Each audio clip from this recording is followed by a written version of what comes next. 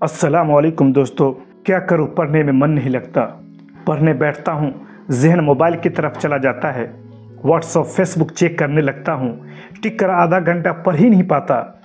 यह वो उम्र है जिसमें तुम या तो बिखर सकते हो या निखर सकते हो। यही उम्र कुछ करने का है, यही उम्र है मौज मस्ती करने का भी। अगर आज रोड किनारे बैठकर दोस्तों के साथ गपशप करोगे, हंसी मजाक करोगे, फ्री फायर पबजी गेम्स खेलोगे, तो कल रोड किनारे मजदूर बनकर खड़े रहोगे। तो फैसला आपके हाथ में है। आज ऐश करना चाहते हो या कल, आज मेहनत करना चाहते हो या कल।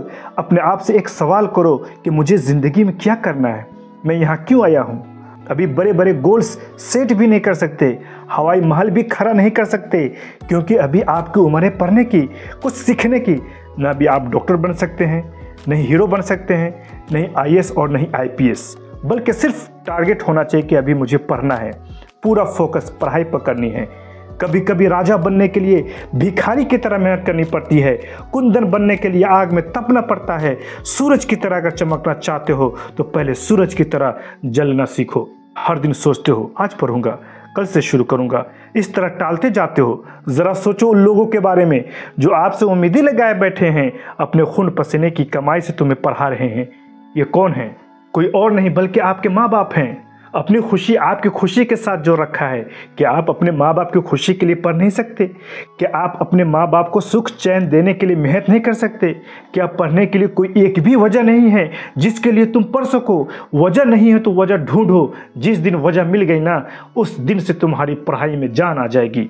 बच्चे कहते हैं मैं पढ़ नहीं पाता, पढ़ने में मन नहीं लगता। पहले किताब लेकर बैठना शुरू करो। 5 मिनट पढ़ो, फिर थोड़ा टाइम बढ़ाओ, 15 मिनट तक पढ़ो, फिर आपको मज़ा आने लगेगा। ये मज़ा आपको घंटों पढ़वा लेगा। अगर फिर भी पढ़ने में मन नहीं लगता, थोड़ी हिम्मत और कर, थोड़ी सी कोशिश और कर। हरिवंश राय बच्चन कहते हैं, नन्ही चींटी जब दाना लेकर चलती है, चढ़ती दीवारों पर 100 बार फिसलती है।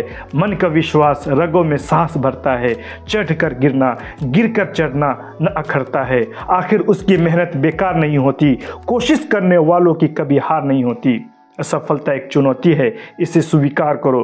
क्या कमी रह गई देखो और सुधार करो। जब तक न सफल हो नींद चैन को त्यागो तुम, संघर्ष का मैदान छोड़कर मत भागो तुम। कुछ किए बिना ही जय जयकार नहीं होती, कोशिश करने वालों की कभी हार नहीं होती।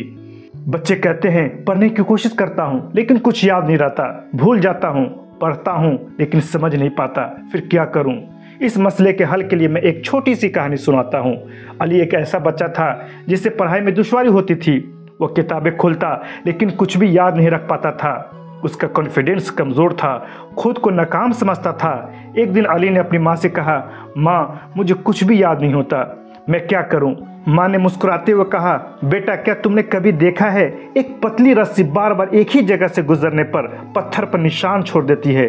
इसी तरह अगर तुम रोज़ थोड़ा थोड़ा पढ़ाई करोगे तो तुमको भी याद होने लगेगा और कॉन्फिडेंस भी बढ़ने लगेगा। अली ने माँ की बात मानी। अली को इसका यह फ़ायदा हुआ कि अली की मेमोरी बेहतर होने लगी और उसको पढ़ने में मन भी लगने लगा। बच्चे कहते हैं मैं गरीब हूँ, मेरे माँ बाप गरीब हैं, मैं कहाँ तक पढ़ सकता हूँ? भीमराव अंबेडकर की जीवनी को देखो, वो भी तो एक गरीब घर में पैदा हुए। उसी गरीब घर से उठकर भीमराव अंबेडकर ने भारत का संविधान लिखा। डॉक्टर एपीजे अब्दुल कलाम भी कोई दौलतमंद घर में पैदा नहीं हुए। मेहनत, लगन और पढ़ने का जज्बा था जिसके वजह से उन्होंने भारत को मिसाइल दिया और भारत का राष्ट्रपति बना। लाल बहादुर शास्त्री भी एक गरीब घर में पैदा हुए। उसी कच्चे फूस वाले घर से निकलकर वो भारत का प्रधानमंत्री बना। और भी बहुत सारे फेमस पीपल हैं जिनके माँ बाप के पास कुछ भी नहीं था, पढ़ने का जुनून था, कुछ करने का जज्बा था, गरीबी के बावजूद भी उन्होंने कामयाबी हासिल की। तो तुम भी किसी बड़ी मंजिल तक पहुँच सकते हो।